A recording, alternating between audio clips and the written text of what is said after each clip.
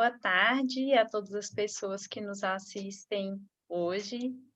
Eu sou a professora Maíra Avelar, da Universidade Estadual do Sudoeste da Bahia, do Programa de Pós-Graduação em Linguística, da UESB.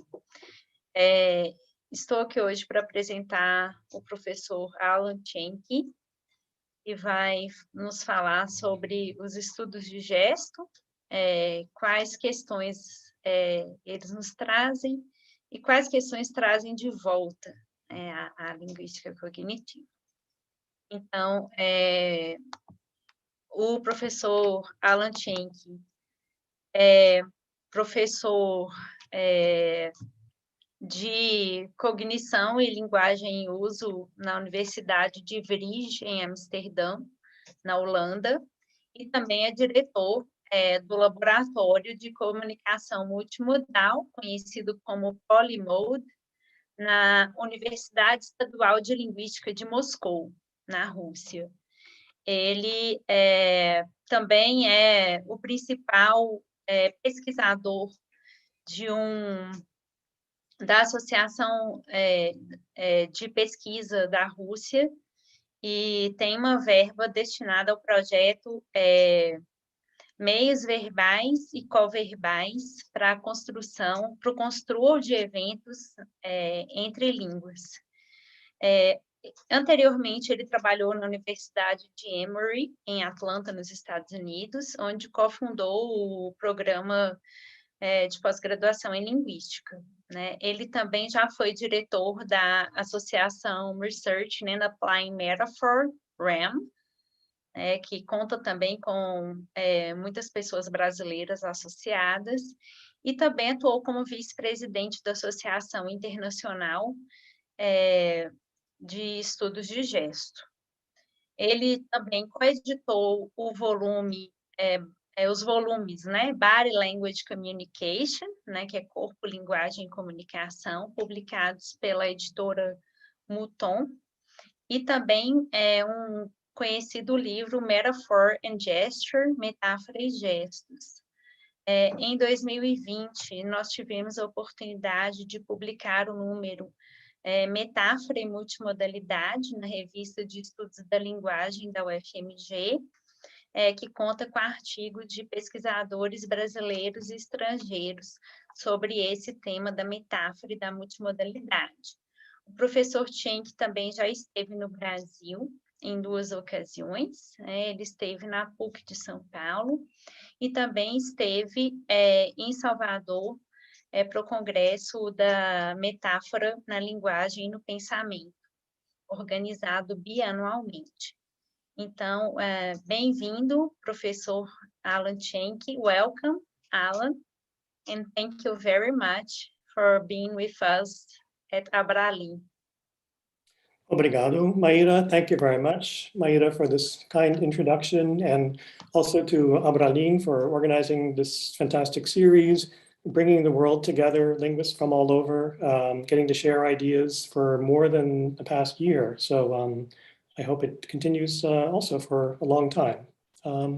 So at this point, I will share my screen and we can get started. So the title of the talk, the gestural turn in linguistics, what does it bring and what does it bring back, is one I'd actually like to adjust perhaps a little bit and say maybe what could it bring and what does it bring back. So we'll see how that plays out in the course of the talk. But what I'd like to do is start with an example, and it's an example from a TV interview show where an actor is being interviewed, and he said the following. He said, but on the inside, what is it that allows you to make balanced, if that's what you think they should be, judgments and decisions? So it seems like a normal sentence. We have this kind of parenthetical clause in here in the middle, but otherwise it seems quite normal. But if we look at what he actually said, then we see something rather different. So this is a more detailed transcript of what he said. And let's actually listen to this and you can read along. But on the inside, what is it that allows you to make balanced, if that's what you think they should be, judgments and decisions? So we see that There's a kind of restart here. He also has a pause, takes a breath in the middle. There are a couple of other things going on in this, which is different than this, let's say, cleaned up kind of transcript that we have here. And what I'd like to do now is turn to the video clip and see what other information we get if we then see and hear him as he is saying this sentence. Here we go. But on the inside, what is it that allows you to make balanced, if that's what you think there should be, judgments and decisions? So already, if you're a person who can hear and see, then you pick up probably other information from what he is saying here. And you might have noticed this movement that he makes with the two hands, perhaps as if holding something and maybe weighing different things in his different hands. But what I also want to point out is the timing of this. If we take this once more and take a listen to this. But on the inside, what is it that allows you to make? And if we just take that beginning part, we already see he's already making this movement before he's even gotten to the part about talking about balanced decisions. So again, if you're seeing this as well as hearing him, you're already potentially getting some kind of information and anticipating what he's going to say as he gets to this point about balanced ideas, as it were. So we see that speaking and gesturing are intertwined in terms of timescales, in terms of information they're presenting. And this is what I'd like to explore a bit in terms of the implications that this has for linguistics. So we can look at what studying gesture brings to usage-based linguistics, so not purely on the theoretical level, but looking at language as it is actually used. And what implications this, what we can call gestural turn, has for linguistics. If you look at cognitive linguistics conferences in particular from the past at least 10 years, there's always a panel or a talk or maybe even a plenary lecture on this question of the role of gesture in relation to language use and how that relates to linguistic theory. So it's become quite a popular and I would say important area of study in linguistics. And I'm going to focus on the hands and the forearms and their movements in this talk.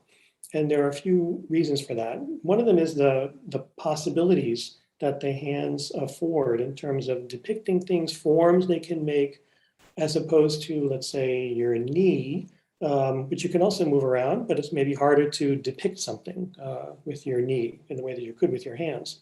But also in terms of their visibility, if we think about it, the hands are, if you're looking someone in the face as they're talking, hands are probably in your peripheral vision if they're raised up a bit, which is again very different from, let's say, the movement of a lower part of the body. So the hands and the forearms often get special attention in gesture research.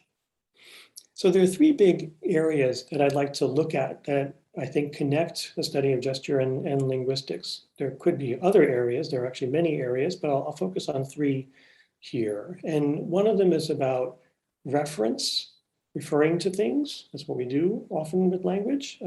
Semantics, so meaning as expressed in different ways, and conceptualization. And we'll come back to this issue of how conceptualization relates to that. And I'm actually going to spend a large part of the talk talking about this first point, this reference, semantics, and conceptualization. Another area that I will touch on is pragmatic, so how we make meaning through use of different communicative forms in context. And also look at the interaction between speaking and gesturing. So these are three areas that we'll focus on in particular. And so I'll start with this first one. And if we think about reference, it's clear in words, we can refer to different states of affairs in the world. If we look at the Anglo-American tradition in linguistics and in semantics, there's been a particularly strong approach based in symbolic logic, actually coming from philosophy, as a way to analyze the meaning that we express in language. So if we take one example, this is from a particular approach called Montague grammar, and here they give us an analysis of this sentence or phrase, the soup cools. So if you leave the soup out on the counter for too long, it's going to cool, soup cools. And they analyze the meaning of it in this way. So we get a kind of formula. And we have certain elements here. So we see become pops up here. These words in capital letters representing kind of what are considered semantic primitives in this approach. And this way of representing meaning, the idea behind it is that the words map onto the world, and this is the logical form of the ideas that are being expressed. So this kind of formal semantics has been dominant for a long time in this tradition. And the symbols that are used, so that we just saw in that previous slide, are what we can call amodal. So they're not attached to a particular modality. It's not that they have to do with hearing or seeing someone talking. They're abstractions, sort of like in mathematics, how the numbers represent certain ideas. In the same way, these symbols in symbolic logic then correspond to certain mappings to the world. Meaning is seen as reference to real or imaginary possible worlds. And this relation is static. So it's a kind of, again, this mapping of these forms onto these states of affairs. I think this is problematic in many ways, and that's what I'd like to get at in looking at spoken language usage and looking at gesture also. But if we take reference as an important part of one of the things that we're doing when we're communicating with someone else, then we think, well, can gesture do that also? And the first thing you might think of is pointing. So when you point to something, then you're already identifying it in a particular way. So if we just said, I want the one over there, and didn't look in any particular direction, didn't move in any particular way, which is actually kind of difficult to do, then the person who's you're addressing, they wouldn't know which one you wanted, the one over there, unless the context was sufficiently rich for them to figure it out. But with the gesture, we already get this information, greater specificity in terms of the location. So the gesture has already identified a point in space or an area through the, as Adam Kendon calls it, this kind of axis that as if comes out of the part of the body that's pointing. So we then find out where there is. This idea that certain words then in their reference link up with gestures is what McNeil talked about as these speech-linked gestures. And so here we have the word there, but we also have words like this and that, what are called Deictic terms. And these are often used, let's just say often used with size and shape specifiers. This notion of size and shape specifiers is actually coming from sign language linguistics, where they're more common, where we have these words, these deictic words that are underspecified in terms of the information that we might need. Some, same situation if you say, I want that one, and you're looking, let's say, straight ahead and you're not moving at all, then the person's not going to probably know which one you want, as opposed to pointing, as opposed to indicating some information about the thing. So let's take a specific example. This is from Russian TV, where they're doing a story about ice fishing on a lake. And so we have a little transcript here, and we have the translation into English in case your Russian is a little rusty. But you have these people, these fishermen that are talking about, the reporter asks them about, tell us about the fish of your dreams, kind of the one that got away. And so they're all talking about this, but then using these words like this size, things like that. And if we don't see a gesture, we won't know what they're meaning. So let's take a look at this clip. Только воспоминания, чтобы потом в кругу друзей рассказывать, какая она была рыба твоей мечты. Ну вот где-то так. Клещ. Да. Примерно где-то вот такого размера. Да? Вот такую. So the little kid over exaggerates a bit, it's fully extended arms, but we see several times this kind of two hands, palms, rather flat hands, palms facing each other in a space in front of themselves. And so the idea is this indicates some kind of extent potentially of the fish as if laid out horizontally in front of them. So we get this further information. We can have reference to concrete things in gesture, and that's the concrete actions and relations. What about abstract ideas? So language is very good at presenting abstractions to us and capturing them in these words as symbols, but can gesture also do that? So what we find in the gesture research is that we have many examples of abstract ideas that are processes that are being presented as if they are some kind of movement in time. So not every process involves physical movement. But if we look at the research, we see examples where someone talks about a time period, something going from morning to afternoon. She moves her hands from left to right, this kind of lateral axis. Here's another video clip of a talk show where the host is talking about a musician, and he says the following in this clip here. But for his concert this year, he's doing, I think, from beginning to end, songs in the key of life. So we see him talking about from beginning to end, songs in the key of life, and he has with his extended finger making this kind of tracing movement from left to right.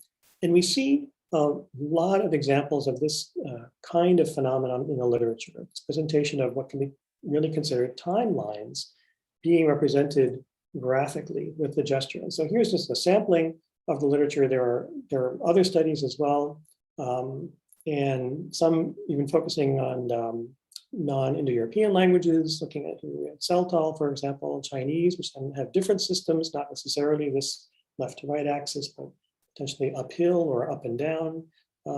So we see that this idea, even if the person is not talking about time itself, not naming a time period, they're still not going to be talking about, at least in English, about something in the past to the left and in the future to the right, for example. It's not a replication of terms being used in the language. It's a generalization about the process, and there's some kind of representation of it laterally.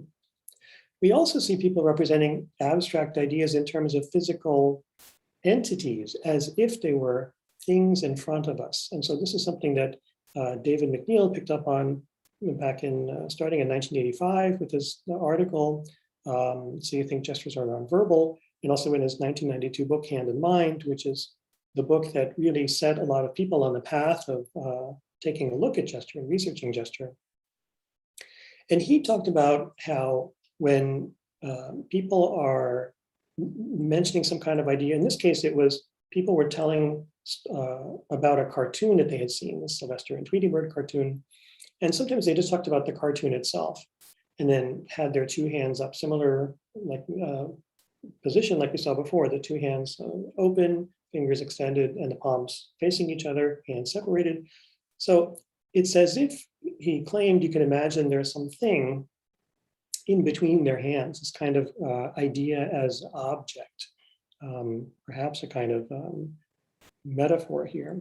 And also Maida Avelar presented some work on a Brazilian politician, who many of you will recognize, capturing ideas in a similar way, different ideas in different spaces. And so you see this kind of presentation on one side and on the other side as a way of dividing up ideas in the discourse.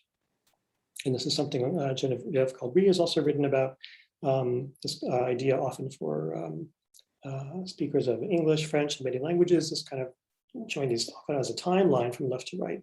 In this case, in the example we see, it's actually from her right to her left. But these different kinds of distinctions of space as if demarcating space with our hands as if to show there's something there. So we see the expression of abstract ideas as processes, but also potentially as if some kind of entities, some kind of physical thing, which we can think of as a metaphor. It's as if the abstract idea is being rendered in terms of some physical size or movement. And so in 2008, Cornelia Muller and I edited this book on metaphor and gesture. But there's been a lot of research since then. That was 13 years ago. So in the meantime, there's been a lot of research on this topic of metaphor and gesture. So it's a very rich area of research. So we can see we have reference to concrete things and situations that we can depict in gesture in different ways. We have abstract reference also in gesture. And I'd like to now turn to something even a bit more abstract to then get at this connection of what's going on between gesture and language. So if we look at certain grammatical choices like verb tenses and how that relates to what's called aspect, so how we capture a scene, how it's being viewed or portrayed in some way.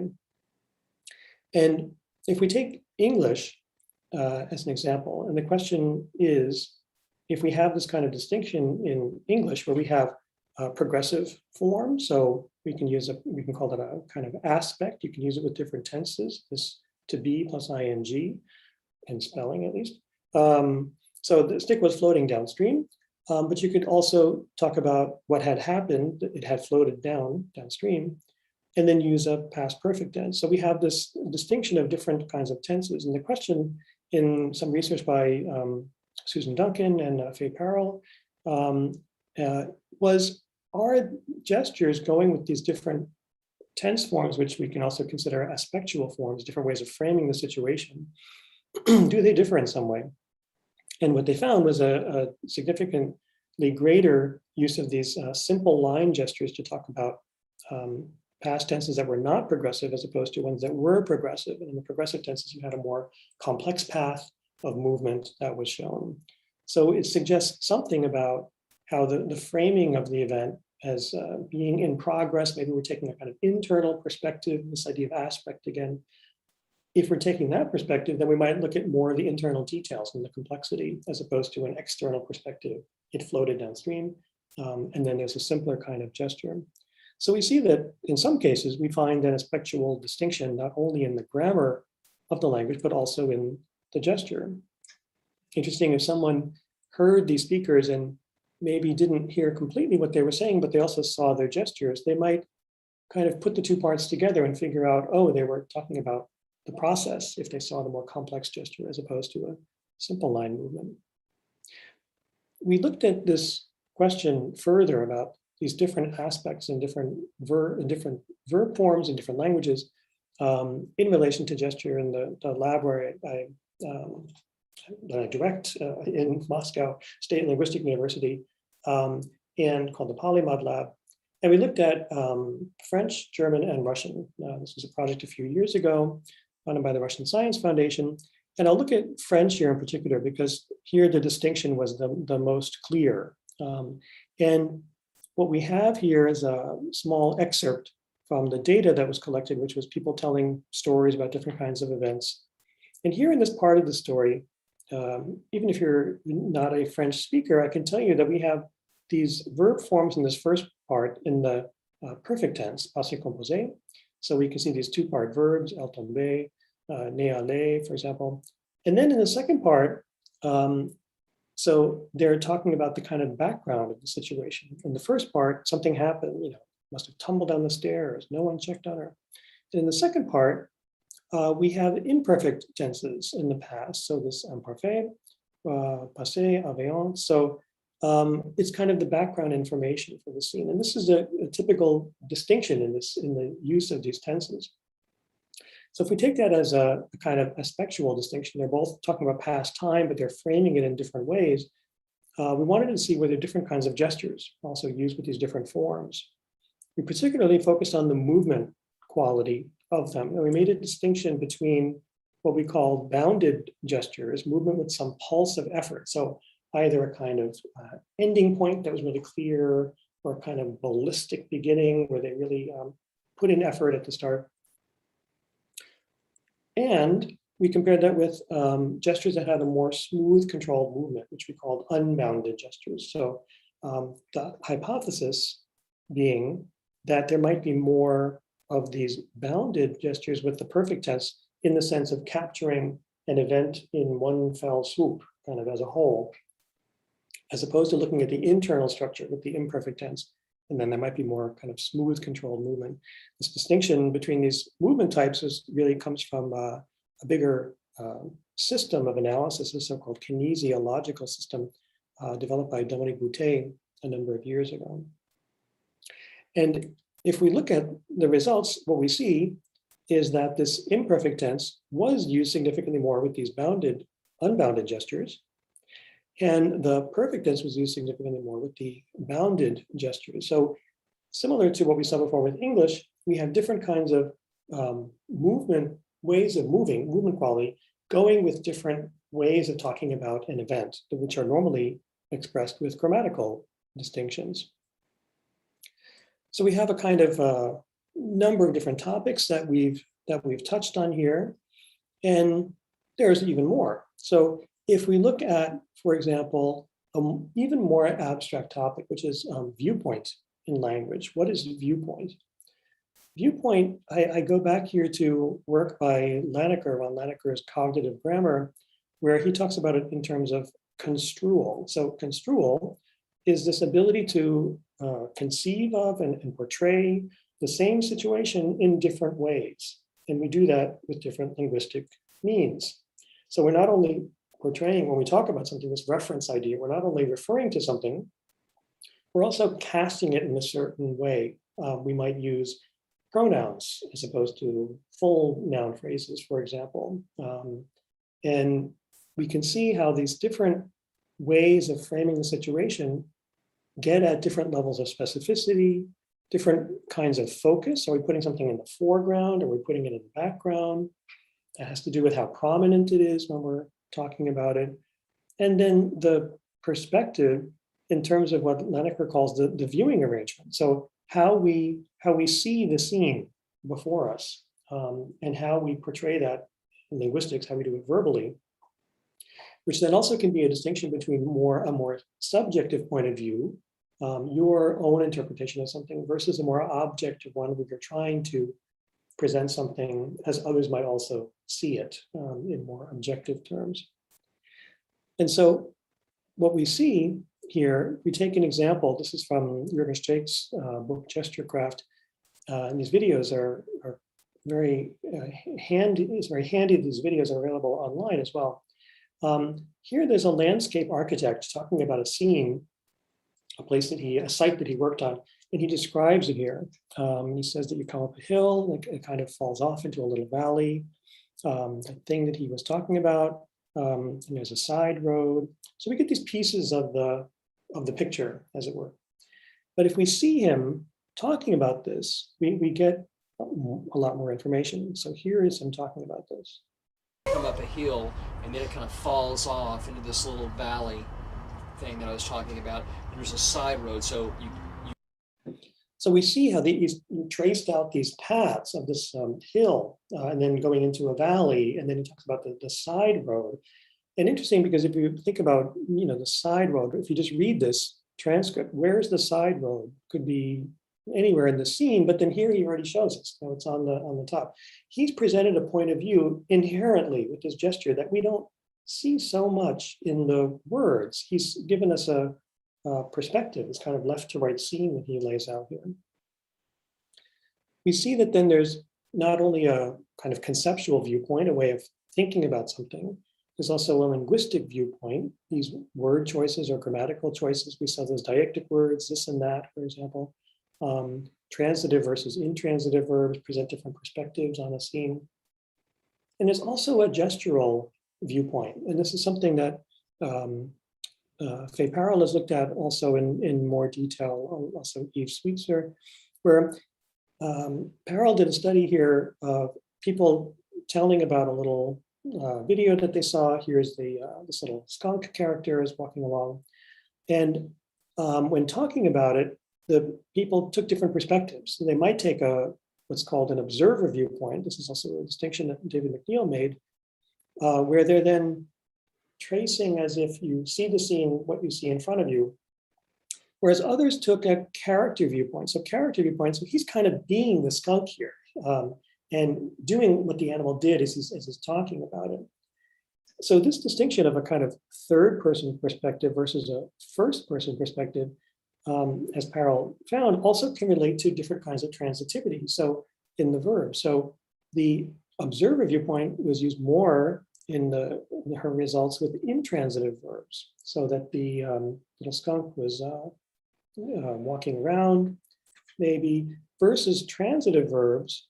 If you say the skunk crossed the road, maybe, then they're more likely to use this character viewpoint of what the character was doing.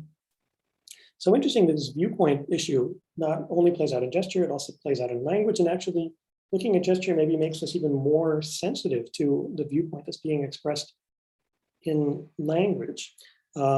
So this book edited by Danziger and Sweetser then explores some of these issues. It's a nice way to get an overview of that topic. We see that this inherent expression of viewpoint and gesture then can make us more aware to the phenomenon in language in terms of the attention that we're paying to one thing or another that we talk about. And the language that we're using and the gestures are functioning in relation to each other in a variable fashion. So what do I mean by that? We're not always gesturing when we're talking, clearly.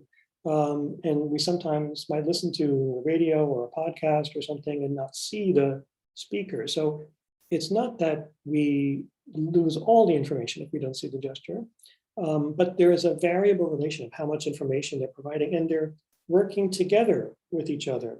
And this is this idea that I'm going to keep coming back to, how speech and gesture are working together. So that was a long first part, and now we turn to the pragmatics. Pragmatics, how meaning is made in context. And I want to look at this in gesture as well. So pragmatics, a well-known field of study in linguistics, although for many years, many considered it what they called paralinguistic, so kind of off to the side, not a central issue in linguistics. A newer view says that gesture and pragmatics overlap with the linguistic in different ways. And so this is something I wrote about in a paper a number of years ago, looking at this kind of historical shift from the viewing gesture as paralinguistic to viewing it as kind of variably linguistic or overlapping with the linguistic. And I'd like to give an example here of what I mean by this, by these pragmatic gestures, with a clip from Hillary Clinton, who was many years ago campaigning for president. Wonder how the world would have been if she had been elected. I think it would have been much better. But if we look at the gestures that she's making here, and you don't pay attention to the words per se, we'll see some interesting examples here. Let's take a look at this. Why in the world the FBI would decide to jump into an election without evidence of any wrongdoing with just days to go? That's a really good question. So we see a few patterns that she makes. We see this kind of palm up, open hand gesture. We see a few days to go, this kind of ring gesture with her fingers, or precision grip, we might say, as it's sometimes called. And then this other gesture with her hand palm away, saying it's a very good question. And these gestures, if you think about them, they're ones that can be used with many kinds of topics. And so you might be then presenting an idea with your hand out, palm up, making a fine point, as it were, as if holding something small between your fingers, or dismissing a topic by then putting your hand out, palm away. And so these are what have been called recurrent gestures, and namely in this project that was conducted a number of years ago in Germany with Cornelia Müller and Jana Bressem, Soboladovig, and other colleagues. Some of the results of which were published in the 2-volume Embodied Language Communication Handbook, where they looked specifically at German in detail and looked at a number of gestures that are of this type, that they serve certain kinds of functions, shaking off something, dismissing something, or throwing away an idea, raising the index finger to get attention to, bring attention to an idea. It's kind of cyclic gesture, rotation, which you might recognize from different contexts.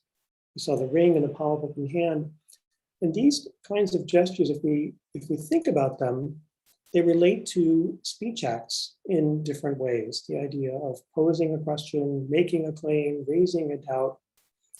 It actually brings to mind this work by J.L. Austin years ago, How to Do Things with Words, where he talked about verbally, we accomplish certain acts, these so-called speech acts, with certain words that we use by making a promise.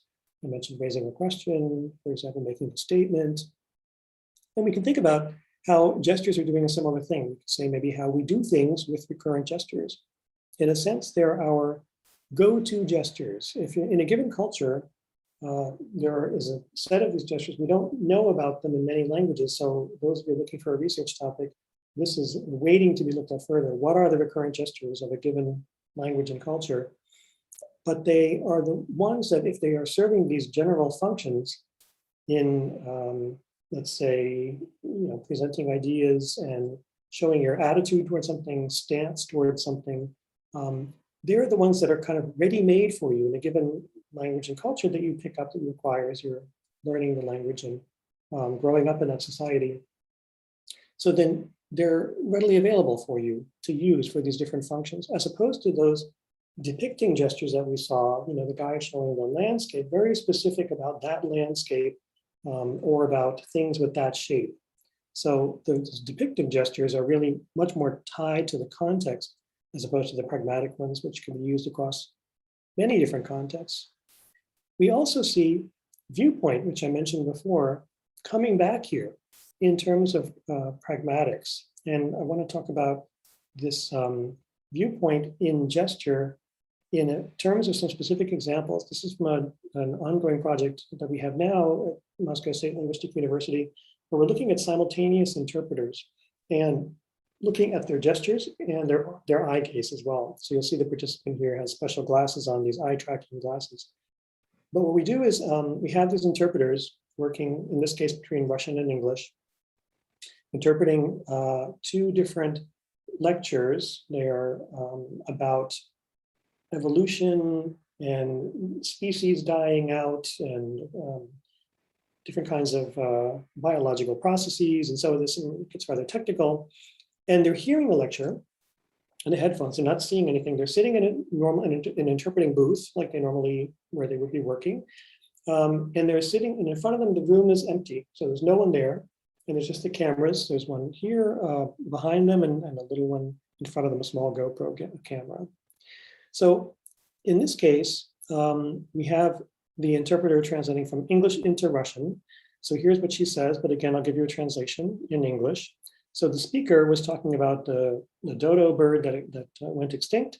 And he says, if you don't know it, then maybe you remember it from this children's book, Alice in Wonderland. So, so here's her Russian interpretation of the original English. So this is not the original English, this is her translation of what she said in Russian. But let's see what she's doing while she's talking about this. Самая известная птица Додо, это, конечно, Додо из детской книжки «Алиса в стране чудес». So what we see is she makes these, twice these kind of open hands. It's again these like what Hillary Clinton did, this palm up, open hand kind of gesture, presenting something, which you could use with many different topics. So in a sense, it's like she's as if talking to the audience, presenting this point of view. But it's interesting because it's not her point of view.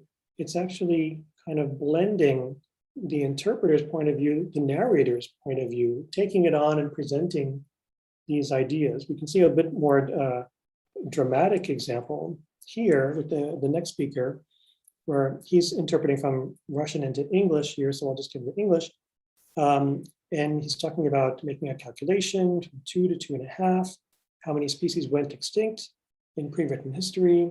So here he uses a number of different gestures. Let's see what he does here.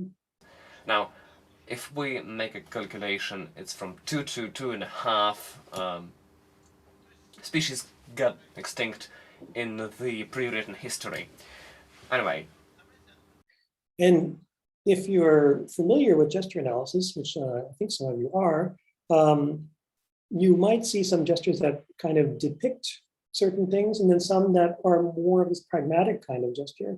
But some of them, especially at the end, is kind of anyway, doing this kind of interesting little movement here. Some of these other gestures seem to be as if blending this viewpoint again of the narrator, but also the interpreter as if talking to someone. So the interpreters have this very fascinating situation of being this medium between another speaker and an audience and themselves at the intermediary.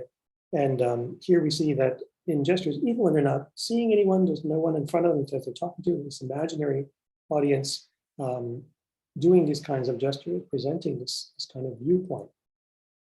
So we have these different kinds of pragmatic gestures, making this connection between gesture use and language use. And then I'd like to look at some more specifics of this connection between speaking and gesturing, especially in terms of the timing.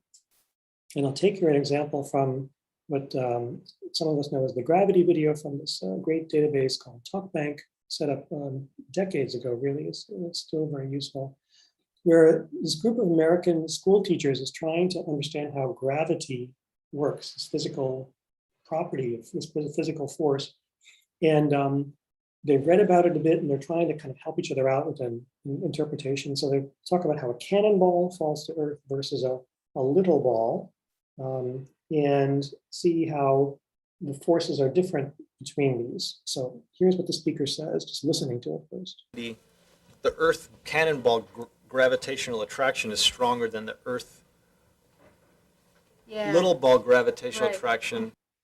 So we see another case where the speaker has some restarts, some problems formulating these ideas, some pauses.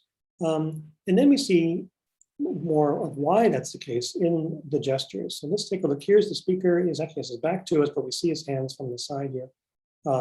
Let's see how he talks about this. The Earth cannonball gravitational attraction is stronger than the Earth little ball gravitational attraction. I mean, so one thing that's interesting is that this little ball, there's actually a little object that they're using that he's looking for a moment on the floor is this little ball.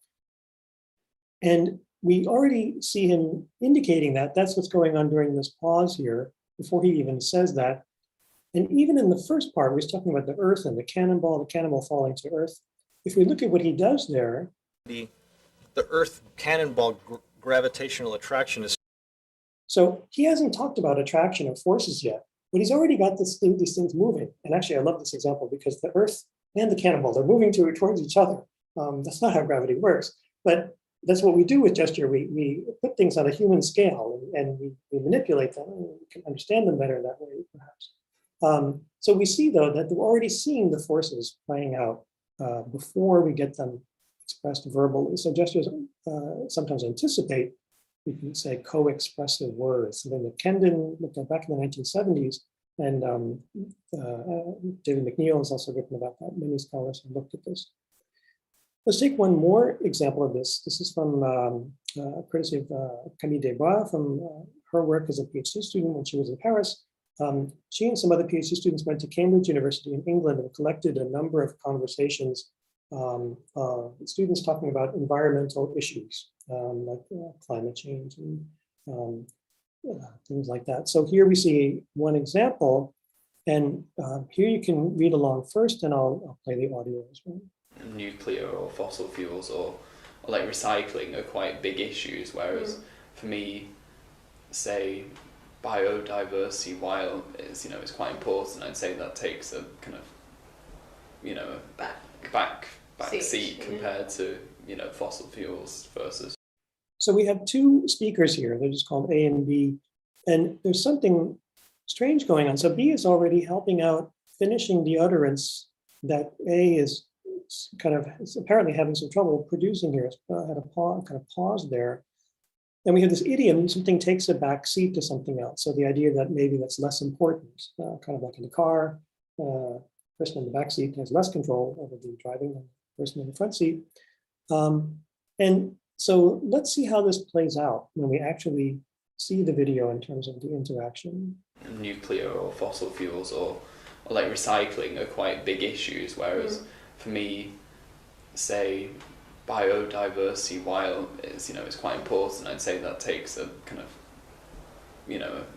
back seat compared to fossil fuels versus. And what we see with his gesture is then we can also get more information. How did speaker B already know what idea was coming up, especially if you know English and these are native speakers, and you know this idiom, and he's already making this kind of backward movement. You might put two and two together and then realize, oh, it's that kind of idea, which is actually what he then completes. And again, with the timing, if you see when he makes this gesture, are quite big issues, whereas for me, say, biodiversity, while it's quite important, I'd say that takes a kind of. So none of them have said back seat yet. He's already got this gesture going and then finishes it. Back. And then puts his hand down, and that's when she says back. So he's not even gesturing when they're saying this has takes a back seat to the other idea. So the timing, we have this co-construction. The speech and the gesture are being constructed in relation to each other in real time and between the people. So there's also the co-construction between the participants that sometimes happens in the conversation. I think especially if you can see the other person talking, and if they're gesturing about this, we sometimes even see speakers looking at their gestures and trying to come up with the right word that they're trying to express. Speaking and gesturing are then intertwined in various ways. And this is what one of the points that David McNeill made in his book, Hand and Mind. And he talked about it in a particular way. And he said the gesture, any gesture that's used, singles out what to the speaker are the utterance's least predictable, most discontinuous components. So discontinuous means from whatever context came before. So the kind of the surprising thing that comes in. And he refers to this as the growth point of an idea. He says the growth point is the speaker's minimal idea unit that can develop into a full utterance together with the gesture. So the speech and the gesture together are this kind of unpacking of this growth point, as he calls it. He's building actually on earlier work by Vygotsky from the early 1900s. Very interesting. So McNeill and Duncan later said this growth point is thinking in global imagery and linguistic categories simultaneously. So we have the imagery and the gesture, but then we have the words that you're using in the particular language, which have their own forms and their own grammatical categories. So they say a growth point involves a dialectic of these forms of thinking, and it gives rise to speech and gesture through their collaboration. So this is back and forth between the imagery we're trying to express in the words, and that as we're speaking, like we saw in the back seat example, the gesture use might then also influence the speech that comes up, and it's this kind of unfolding, unraveling process. And then a new idea unit comes up, and then there's another utterance that's produced.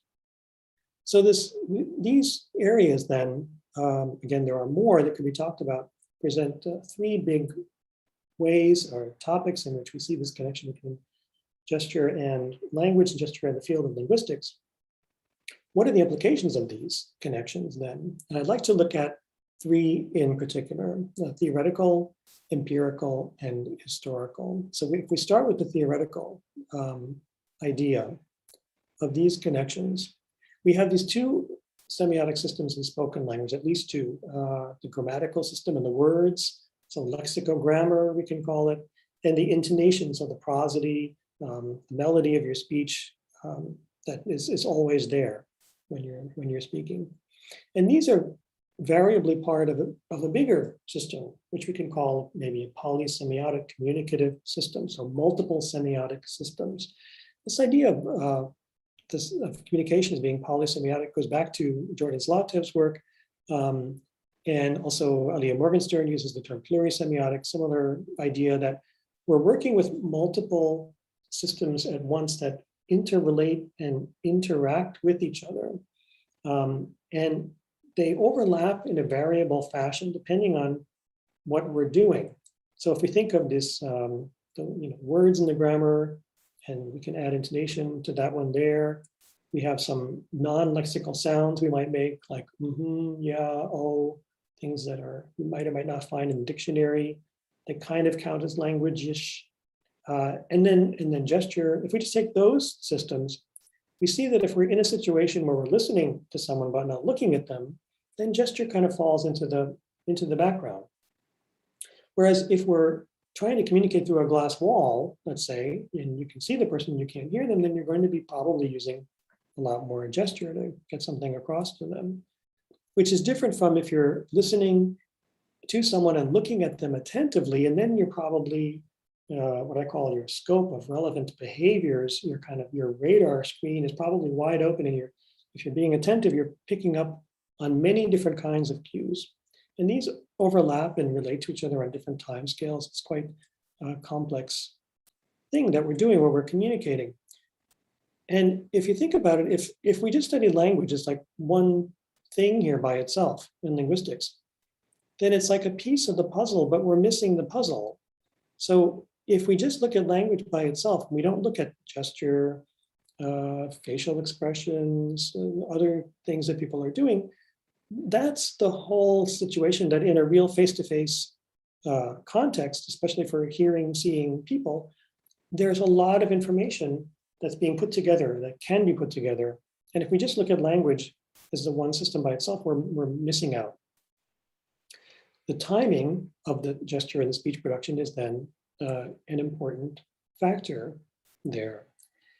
Interesting to go back to a more traditional view in generative grammar, here though also not only from decades ago, but even from 2007, Noam Chomsky saying the articulatory and perceptual systems, for example, that are used in language require that expressions have a linear, temporal, left to right order at the interface. So left to right, especially if we're thinking of the writing systems of European languages. But then he says sensory motor systems that operated in parallel would allow richer modes of expression, higher dimensionality. And if we think about what we're doing with spoken language and gesture, that is what we're doing. So we are using simultaneous systems in parallel quite often in communicating. So they do have a higher dimensionality here. If we just look at one part, we're not getting the full picture of the dimensions. And this actually goes back to some ideas that Adam Kendon raised. So in 2004, in his book on gesture, where he talked about the gestures that are used together with speech in the same utterance are not part of the processes that in due course lead up to verbal formulation. They are rather an integral part of what a speaker does in fashioning an object, the utterance, that is shaped to meet the expressive and communicative aims and requirements of a given interactional moment. Gesture is a partner with speech in the utterance is fully constructed. For Kendon then, this idea of utterance is a way to as a label, kind of category to encompass what speech and gesture are doing together, this bigger idea of utterance, which is a useful notion. And if we go back to McNeill, this seems to echo some of the ideas that he was saying, or maybe McNeill is echoing Kendon here. But the idea that the growth point is this idea, that develops into a full utterance of speech and gesture together is very similar to what Kendon was saying. So we have speech and gesture as co-produced. What are the implications of this for the nature of language itself as a system? And I'd like to just mention one view here from what some might consider a more exotic area. So it's called biosemiotics. And Alexander Kravchenko has written about these connections between this field of cognitive linguistics, biology of cognition. And he says here in this fine print that I'll read, he says, against the background of the emerging holistic view of language based on physicalism, by which he means embodiment of the mind, and an understanding that language is a biological phenomenon rooted in semiosis, so sign-making processes, as the experience of life, it's argued that a new philosophical framework for cognition and language is currently taking shape. And I think this is really an important point that is not talked about so broadly, at least in linguistics and in gesture studies yet, even though this article is from 2006, that if we're talking about language and gesture, they're biological phenomena. They're produced from people, real people talking. And that's something that we should not forget. This has implications also for research itself, empirical study. And I think more attention needs to be paid, first of all, to some of these differences between studying language in its written form and in its spoken form. We do have a tradition of this from going back to Halliday, Fong, Tannen, Linnell, Chafe, a number of great works that have been mentioning this, the importance of this distinction for a long time. But I still think it's something that we need to keep coming back to. And looking at gesture helps us do that. So this kind of audiovisual turn in research, where we can bring ideas from corpus linguistics, where we look at large databases of texts to understand how language works on a bigger scale, applying it to video. And this is what we see in more and more work making use of this big database, the UCLA, University of California, Los Angeles Library Broadcast Newscape, a huge database of television shows, many from the United States, but also now from many other countries. And this distributed network of people that are working on developing means of analyzing this huge database. One of its key features is that the videos are recorded with the subtitles for the deaf and the hearing impaired, and also with transcripts that allow for rough approximation of what's being said in speech. You can search the text to find what people are doing when they're talking about certain words or grammatical forms. Another database, similar in some ways, but different in others, this large archive, television archive that can be searched in different ways, which is, the search tools are not as well developed for that, but it's another useful resource. And then historically, just to mention that looking at gesture in connection with language and linguistics brings us back to some ideas that have been forgotten or maybe many people were not even aware of. Alexander Barracks mentioned this in a recent talk. For example, he pointed out Dwight Bollinger in his book Aspects of Language in 1968 said, in most accounts of language, gesture has been underrated or ignored. Linguists have concentrated on the language of information, propositional language, like we saw that logical form in the beginning, which is the only kind that writing can convey with a high degree of efficiency.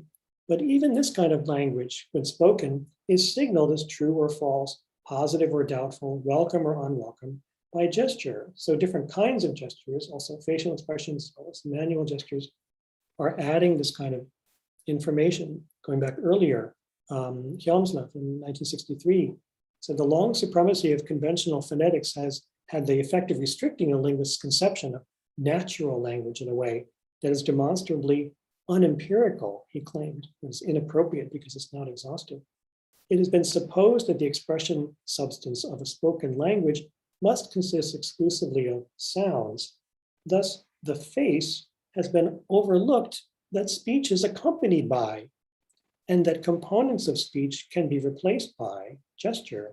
So that facial expressions and manual gesture have largely been ignored, but that they should be taken into account. And going back a bit earlier, Bloomfield in the 1930s said in his classic book that's called Language, the stimulus which calls forth speech, the stimulus, so here he means this kind of idea unit, it's almost like the growth point, leads also to some other reaction.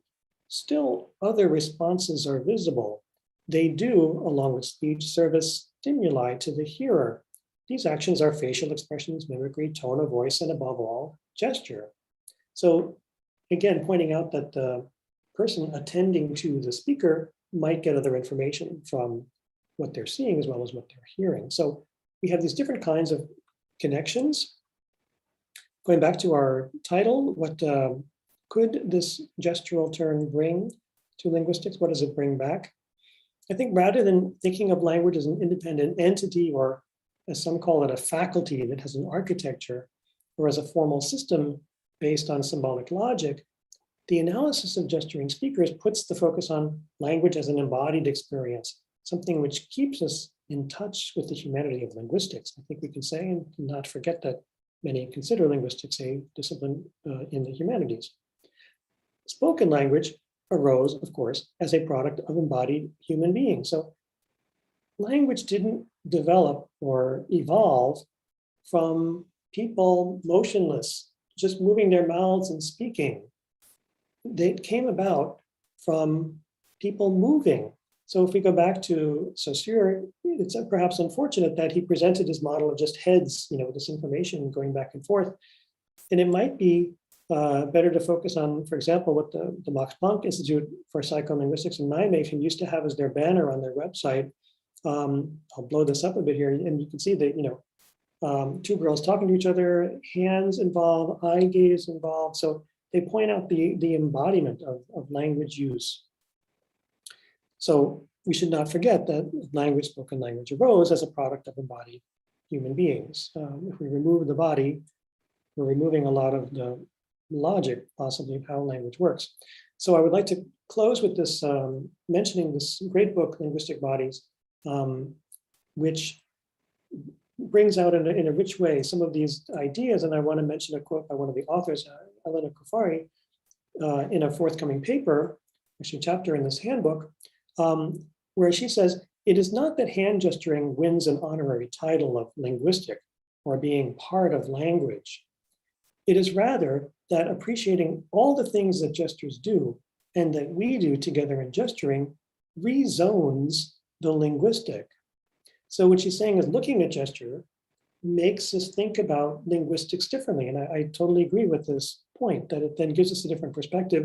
And we see language and gesture as two parts of a bigger puzzle, and just looking at one part only gives us partial answers. Of course, in research, we have to divide up our topics in order to get a grasp on them. And so we look at language separately, we look at gesture separately to understand it. But to get the whole picture, we at some point need to keep coming back to bringing the analysis of these two parts to each other.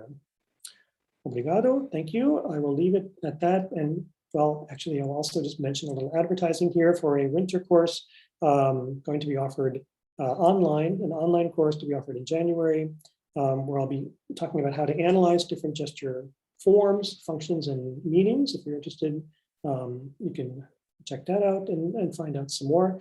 And if you know anybody looking for a good master's program where they want to study multimodal communication, I can also, I'm a bit biased here, recommend our program on communication and information studies that focuses on multimodal communication. So I'll leave it at that. Thank you very much. Thank you very, very much, Alan, for your enlightening and very, very interesting presentation. Now I'm open to the public for Q&A. Então, gente, vocês podem fazer perguntas, tá? Se quiserem fazer em português, eu posso fazer a tradução, não tem problema nenhum. Então, tá aberto aí para as perguntas.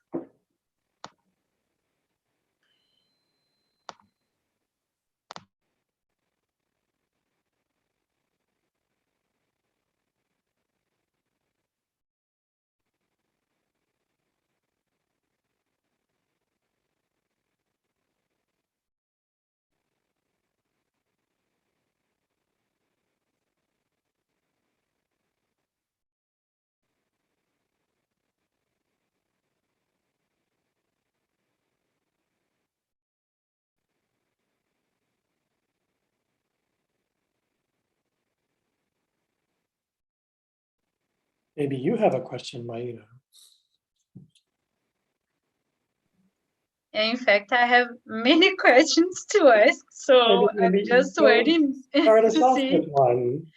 Yeah, I'll start, so maybe people will get less shy and we will start to ask questions as well.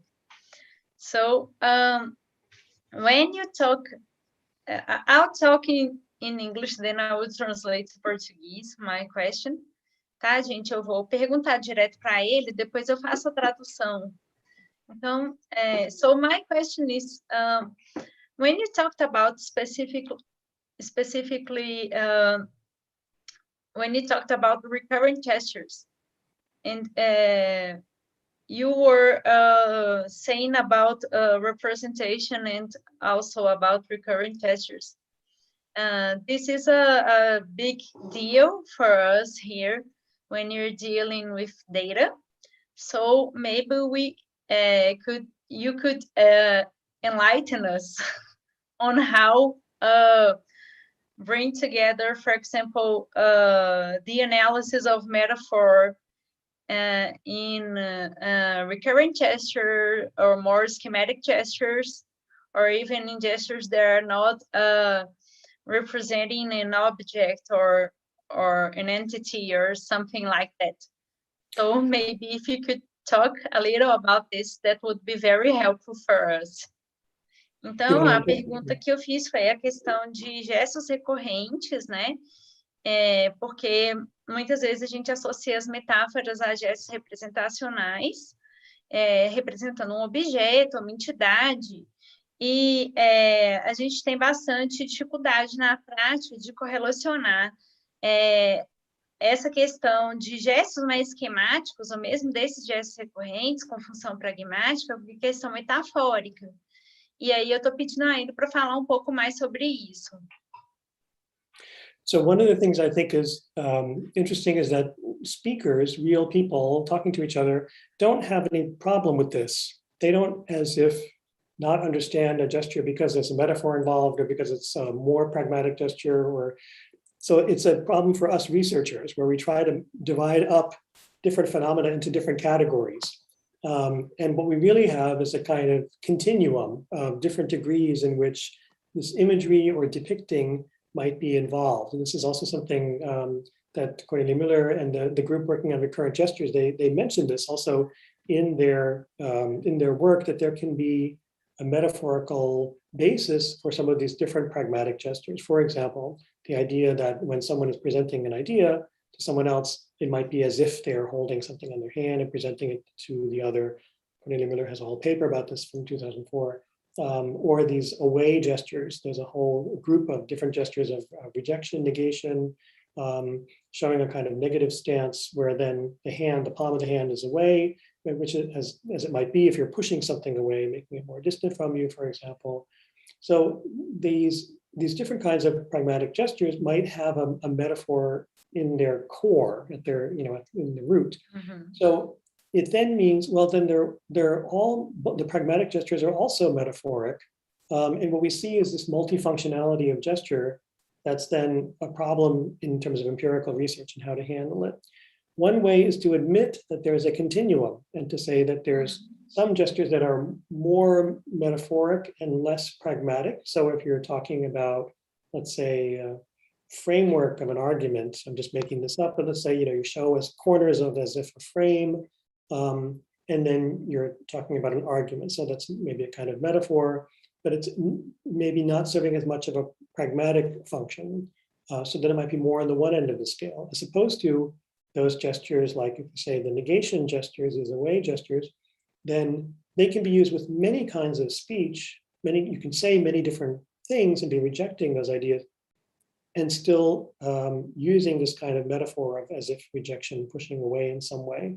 So that's more on the end of pragmatic, and the metaphor is not about depicting a particular thing, it's a more general kind of thing. So one solution is to allow for a spectrum of different degrees of metaphor or representation on one side, and then more pragmatic functions on the other side. The problem with that, though, is if you're trying to count different kinds of gestures and say that there's more of one kind or another, a continuum presents its own challenges in terms of how to analyze that range. So that's one possible solution. Another possible solution, something I've been thinking about more recently, is to use different scales at the same time in analyzing the gesture, to say that every gesture, and this goes back actually to Cornelia Miller's 1998 book, every gesture involves some form of representation or depiction, some form of appealing, making an appeal to the other person, and some aspect of showing how you feel about something, your reaction to it. That's the one way of putting it. And those three aspects, then if we make a scale, like for every gesture, it involves each of those in some way, you can then kind of grade the gestures in terms of where they are on those scales and come up with different profiles, as it were, of different gestures. Again, it's a question of how reliably this could be done across different researchers trying to have multiple coders look at the same material. And it's a question of then how you could quantify those results in some way. But that might be a starting point for then not getting caught up on, oh, is it metaphoric or pragmatic? Then if we already admit that there's these multiple functions, and then maybe there could be a second stage of analysis where we can kind of tease these apart into categories that we can then quantify if we want to do some comparison. But I think it's still, it's something that so many people are still struggling with how to handle this. That's maybe one option.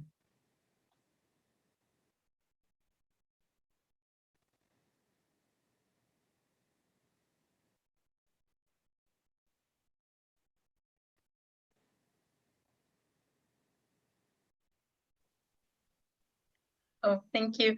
We have two questions here. And one of them is from Natalia Brito. And she's saying that the contributions of gesture studies to linguistics are interrelated in three big areas: reference, semantics, and pragmatics, like you said before. Could we say that in a communicative situation we have gestures connecting the speech with these three big areas? And another question is, if we analyze a gesture, for example, only in the on its pragmatic function, is it risky to say that we could not identify the complete phenomenon in which the gesture is interrelated to the speech? So I'll take the first question. So could a gesture be doing all of those three things that I mentioned? And there are also other ways in which gesture and speech are related to each other. But if we take those three, I think the examples that we talked about, like these recurrent gestures, are one case where you do have some kind of representation or depiction involved in a more abstract way. So if we take like the precision grip, as if you're holding something small between your fingers, making a fine point in your discourse, that's serving a pragmatic function, but it's also in a more general way, as if holding something small. And the timing then can also come into play here in terms of this interrelation. If you're already doing that before you're making your point, then the addressee or the person paying attention to the speaker might already get a sense of, aha, this is a precise point they're going to make. They're already using that kind of grip, showing that. So in that sense, I think, yes, there are many cases where these three interrelate. They shouldn't be seen as totally distinct from each other. I would agree with that. The second question, you have to remind me what the second question. Sure. I think that in a way, maybe you have answered that, but it is, for example, if we just see a gesture in its pragmatic function, can we in some way not identify the complete phenomenon in which the gesture is interrelated to the speech? So if we're focusing on one function, it's true, then you might be losing the big picture of what else the gesture is doing in a given context. But it's also true that researchers, they have their, we have our own questions, and then we focus on certain phenomena more than others. We try to break down the issue in some way. So in some ways, it's inevitable that we might ignore some aspects of it. But in terms of trying to get the big picture, then I think, yes, these pragmatic gestures are also doing other things in the given context, and maybe also relating to certain kinds of representation, and also anticipating possibly the speech in some ways, and then already presenting an idea in advance. So these different dynamic aspects that I talked about, they can also come through. Thank you. There is another question made by Lilian Ferrari. She says, thank you, Alan, for your enlightening talk. Could you talk a little bit about cultural differences in gestures? That's a big question. Okay, so one maybe starting point is that we know only a limited amount about the cultural differences in use of gesture. That we know some about European languages and the kinds of gestures that speakers use, but there's a huge number of languages for which we know little about how the speakers gesture, partly because we might not have video data, or probably just because no one has studied these languages in this respect. So there's still a lot out there that we don't know about. But if we take what we do know that one starting point is that there's different use of space, for example, in different cultures, that some cultures are known for using a smaller gesture space, for example, as opposed to other cultures which might have a more expansive personal space that they use. And part of what this can relate to is where the gestures are produced, where they start from. And so if we have, this goes back to David Efron's work actually in 1940s, where he was talking about speakers from Eastern Europe, Eastern European Jewish speakers Eastern European Jews in New York who were recent immigrants, and he was studying them and looking at how they gestured versus how speakers from southern Italy, who were also immigrants to New York, how they gestured. And then he looked at the second generation to see where there's similarities or differences. Did the similarities or differences still exist? And basically what he found is that the Eastern European speakers were then more gesturing from the wrist, making smaller kinds of gestures, as opposed to the Southern Italian speakers, where the gestures originated more in the shoulders or in the elbows. So there's inherently a use of a bigger space. But interestingly, in his study, the second generation was then gesturing, the younger people were gesturing more like each other. So this was in New York, so he was saying they became sort of, melting pot kind of idea. They became more like each other. They became New Yorkers in a sense. And so this idea of gesture and culture, one of his points was that it's not something that you're born with, that is rather something that you acquire from your environment and that can change. But we also know in terms of cultural differences, I mentioned those time gestures and timelines, that then we have different representations of time in different cultures. The one study that is often cited by Rafael Nunez and Yves Switzer about the Aymara speakers, for example, who then talk about the past as being in front of them and the future is behind them, because the past is something we can see and we know about, and the future we don't know what's going to happen. So it's as if something behind us that we cannot see. Very different from metaphors used in by speakers of European languages, talking about the future being ahead of us and the past is behind us. So we know some of these different kinds of mappings are used, but we don't know so much about, for example, how speakers in different cultures represent things. I know there's some work by Victoria Nist in Leiden, who's looked at different African languages and cultures and also the sign languages, and how they represent size, for example, so that if they're talking about how big a fish was that they caught, they might not do this gesture, but rather show it on their arm and then say, it's like as if up to here. So they use a body part to then be the thing that they're talking about and show some portion of it, especially for showing relative sizes of fairly big things. So we have, some limited information about those kind of differences, but I think to a large degree, there's still a lot to be explored in terms of different languages and cultures, and especially important to research these languages spoken by fewer people, some of which are slowly dying out around the world, in order to know before we lose these languages and cultures, what did they do? How did they think? So the ways of gesturing along with their language gives us insight into different ways of thinking about the world. So I think that research is still, there's still a lot of work to be done.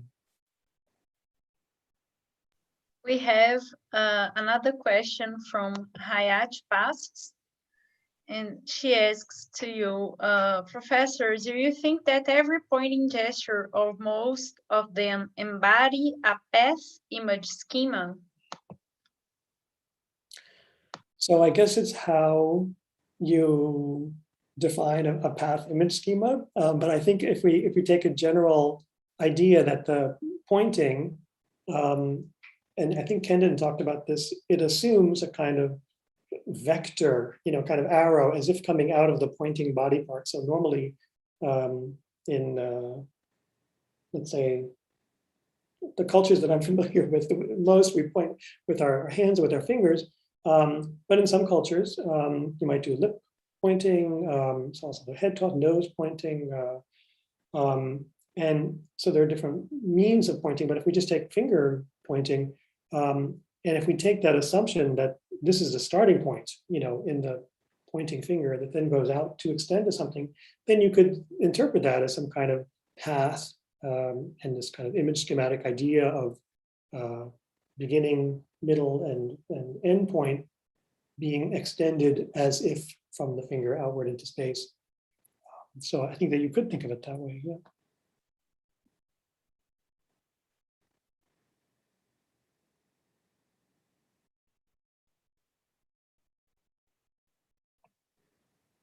Gente, mais alguém tem perguntas para fazer?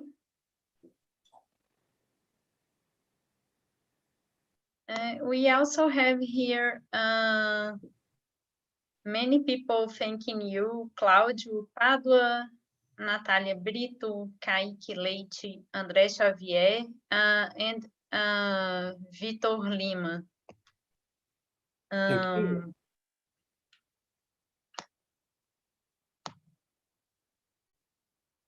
So I think if I have lots, as I told you, I have lots of questions, but I can email them to you in another time.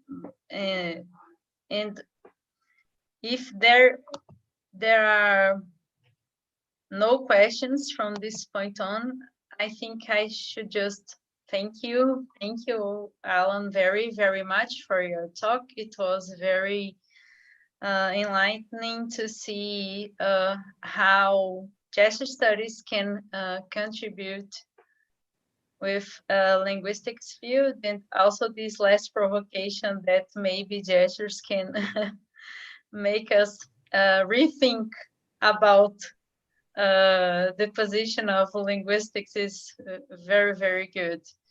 So it was very didactic. Many people also thought that. And I hope that if people also watch this video later and they have some more questions for you, I'll let you know. So thank you very, very much. Yeah, thank you, Maeda. Thanks for the chance to give the talk here. And also, if people want to email me with questions, that's also fine. I'd be happy to respond that way as well. So thanks very much. Thank you.